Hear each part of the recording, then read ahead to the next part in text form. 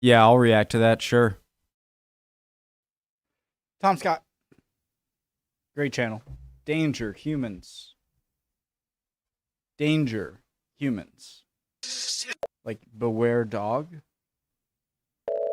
From the Interstellar Safety Council. Your starship will soon enter an area of space where humans have been previously found. Now, we understand that there are rumours and myths about the species. It's true that humans are extremely dangerous, but we believe that the best way to deal with them is to be aware of the facts. The human world, unlike all other known planets, works on a principle that they call survival of the fittest. For billions of years from the time life first appeared, their world has changed not by cooperation, but by brutal, violent competition. Humans are powered by three things. First, humans grow, repair, and fuel themselves by consuming and digesting other life forms, including macroscopic life and, in many cases, life capable of reaction and distress. Their intake point contains exoskeletal protrusions designed to crush, tear, and rip almost any organic material. A human once ate a flying machine. Humans are symbiotic creatures. Around 2% of their mass is made of organisms that aid their digestion, but many of which would kill them if allowed to contact other parts of their internal structure. Ooh. Humans, everything that they produce and everything on their planet is covered in uncountable numbers of these microscopic creatures, just one of which... What number is that? 1,000, 1,000,000, billion, trillion, quadrillion, quintillion, sextillion, octillion, decillion? I don't know. Covered in uncountable numbers of these microscopic creatures, just one of which would be enough to catastrophically end life on many of our worlds. Unlike most species, human sensory organs are adapted for a wide variety of terrestrial environments. They can identify threats and prey by detecting disruptions in the atmosphere, using some electromagnetic frequencies, and using chemical detection. Astonishingly, they are immune to all but the strongest magnetic fields and all known halting problem attacks. Humans have the ability to perform multiple tasks at once. Their many parts can operate automatically without their central mind being consciously aware of it. Most humans are able to concentrate on more than one complicated task at the same time. As a result, they do not need to pause to think between actions or to contemplate their next move in physical combat. They can manipulate objects with incredible speed and precision by simply willing their body to do so. Human recreation includes physical violence, mental competition, deliberate disruption of... like National Geographic human alien... sorry. Their thought process includes physical violence, mental competition, deliberate disruption of their thought processes, and in some cases, deliberately placing themselves into potentially lethal situations. Humans do have weaknesses. The second thing that powers them is oxygen. Highly flammable, highly corrosive oxygen.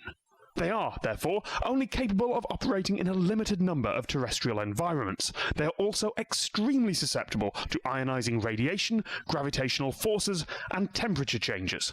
Their space travel thus requires extensive, complicated, and fragile life support arrangements. This is their weak point and the correct time to attack. Once they land on an oxygen-bearing planet, it is theirs and they will win. And they will win because their most startling capability is one of self-delusion. Humans are not a rational species. They do not have an intrinsic grasp of statistics or probabilities. If they did, their history would be very different. They would have followed more sensible approaches to space travel than putting their oxygenated bodies into pressurized metal boxes and throwing themselves off their planet's surface. Humans are irrational, messy, contradictory, and sometimes self-defeating. They act against each other's interests and compete viciously and brutally for limited resources. Instead of acting as one, they form complicated tribes that fight between each other. But humans also possess... Okay, let's see your planet, dude. Let's see yours, if you're so great. High capacity for aspiration, kinship, compassion, and a ridiculous tolerance of adversity. For this reason, they are extremely dangerous and likely to take over a significant part of the galaxy in a very short time. We're coming for you. If at all possible. Tom Scott. So you've learned to teleport. So you can teleport. Hey! Congratulations.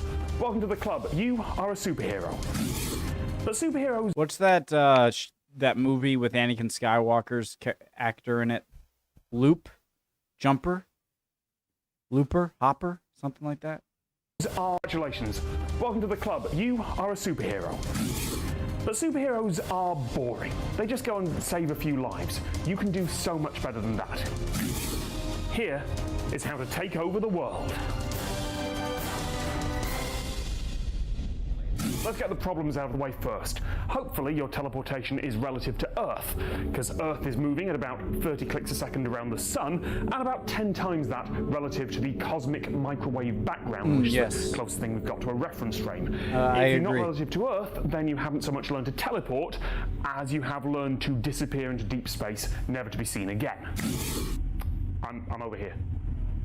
There we go. Your second problem, different parts of the Earth's surface move at different speeds. I know that sounds counterintuitive, but it's kind of like a record. The bits at the poles the equator barely move at all in one day, but the bits at the equator have so much further to travel, which means... Guys, this is my speed of light question, okay? If speed of light... if the speed of light can't be broken, okay? This is the same concept, all right? This is a theoretical. If you could build like a motor in space that just spins, right? And you attach a pole to it, and you make that pole like a light year long, right? And then you spin, the center of the thing spins around at like, say, close to light speed. Well, the end of the pole is going to be traveling way faster. Did I just prove Einstein wrong? I don't know. You know what I mean, though? Like, if you swing something long around the end... Yeah, okay. Means that if you teleport from, say, one city block to another, then you're going to be fine. But New York to DC, you will hit the wall at 20 miles an hour. Poles to equator, you will be a red smear on the wall at 1,000 miles an hour.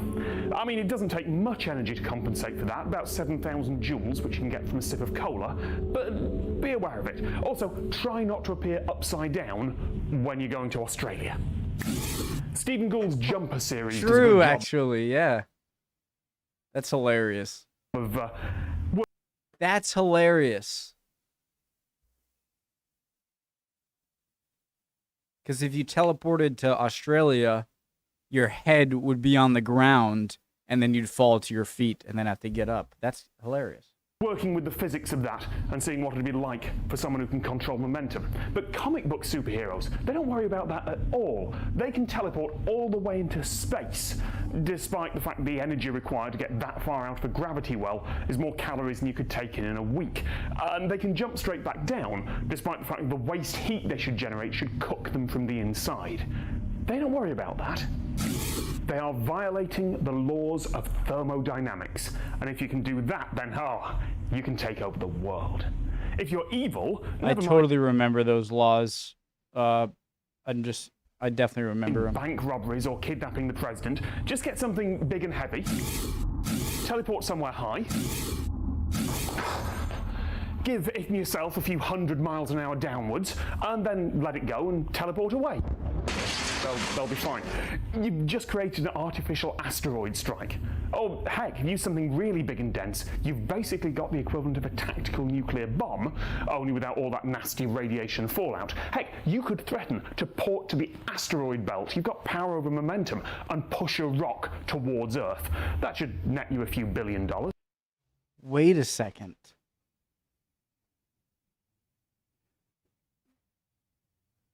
So nuclear bombs, mutually assured destruction.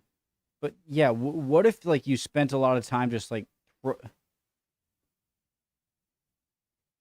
getting really heat resistant, so when they go back to that, you like you put them all into space as like satellites with rockets on them, and then just give them a nudge and know the trajectory, and then the kinetic energy will make a big explosion. I'll stop talking. Or if you're good, that's a much better idea. Find something big, heavy, and magnetic. Something like this, but bigger. Get up high and drop it through a massive coil of wire. You're generating free electricity. Or better yet, if you're one of those people who can create portals in midair, like that, much better thing you can do. Get you something big and heavy and magnetic. Create an infinite loop. There we go. Put a coil around that. Infinite free energy generation. That ought to save a few million lives. Or better yet, jump to orbit. Make the cost of putting something in space nothing more than your time. Or jump to Mars with some colonists and some equipment. You could kickstart the colonization of the solar system.